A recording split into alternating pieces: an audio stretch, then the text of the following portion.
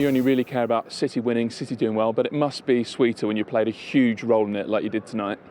Yeah, definitely. It's always good to play a part, and scoring goals and just enjoying my football. But on a main thing, it's just happy to get the result today, and I'm just happy how the team are playing at the moment, and we're looking sharp, and I'm just hoping that we can continue the form into the next games. Team's looking sharp, you're looking sharp. Is that due to your work during lockdown? Have you felt like you really wanted to and have come back at your very best?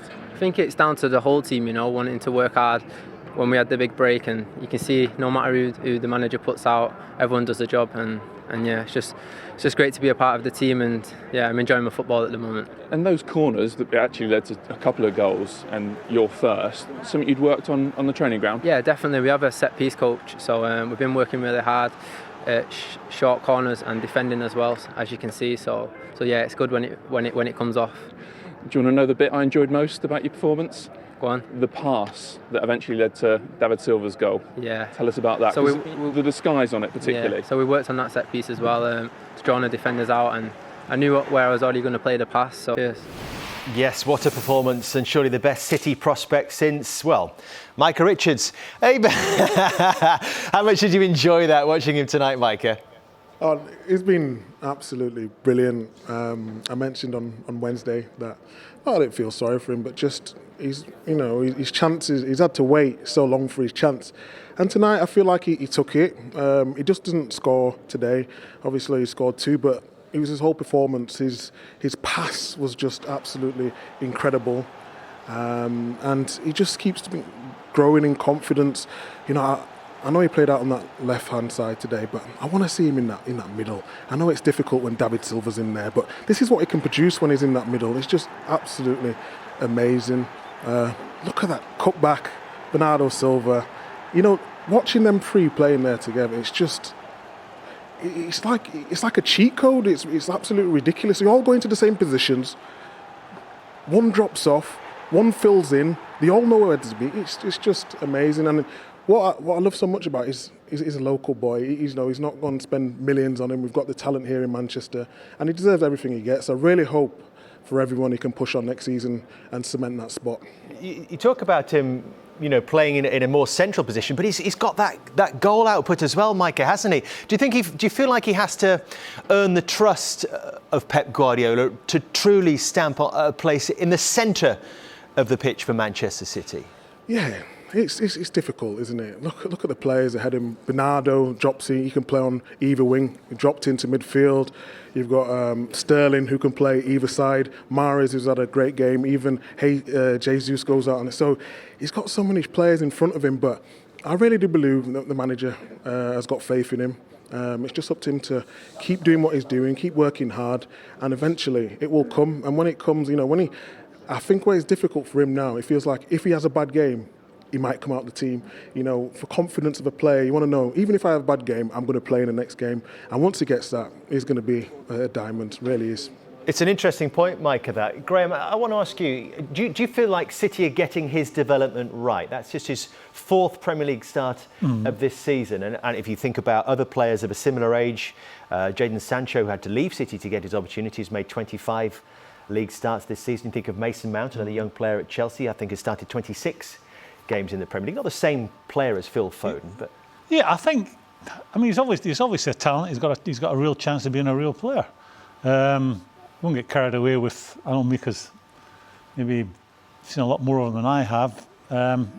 There's nothing to not like about him, but we attach greatness and stardom to people too early, and Pep would say the exact same words if he was sitting here. He's a boy with a wonderful talent.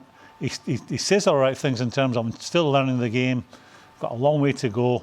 To answer your questions, there's two ways to approach it. You think of Mason Mount going out to Derby and playing and being thrown at the deep end with men. James Maddison the same. He went out on loan, did a lot of games for Norwich, went to Aberdeen, went back to Coventry on loan, so he played a lot of games, and that toughens you up. But I look back at my own career, and I think I improved when I went to Liverpool with training every day with top players, and learning to move the ball quicker, think quicker, and just generally have a better understanding of the game. That came from training every single day with great players. Now he's doing that every day at City, so it's a bit of a trade-off to be thrown at the deep end and playing against men who would mess you around physically possibly, or staying at City and training every day with world-class players. Listen, he's 20 years old. He looks like he belongs at that level. I get the bit about wanting to be more central, but it's quite a normal thing for a midfield player who wants to be a central player, starting off in the wider areas, then gravitate in the way to be a central one. I would imagine next year, you think of Rodri, De Bruyne, Bernardo Silva, if you asked him, would want to be, I think, central. David Silva will be gone, so that definitely frees up, I would imagine, more game time for Phil.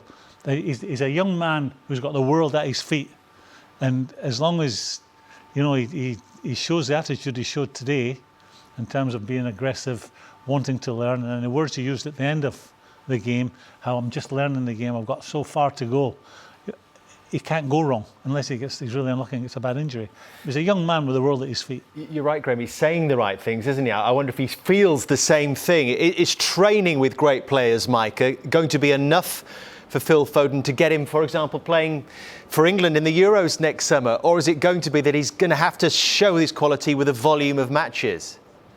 Well, we all look at Jadon Sancho going to Dortmund and playing so well.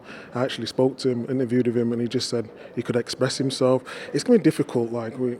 Graham makes a great point. We can't get too excited, but I do genuinely believe he's good enough for this level, whether that's going out on loan next season or not. But Pep's already said on numerous occasions he wouldn't sell him for anything. Maybe a loan might be the option, but I think he's a real top player, and I think he's here to stay. Do you think that, Micah? Do you think he's more of you see he's willing to shoot a bit more than sort of Bernardo Silva, David Silva? City are that good at moving the ball in the last third. Sometimes they'd be accused of trying to walk the ball into the net, like all good passing teams. Barca are the same. Do you think he's more of a goal threat because he's more prepared to shoot?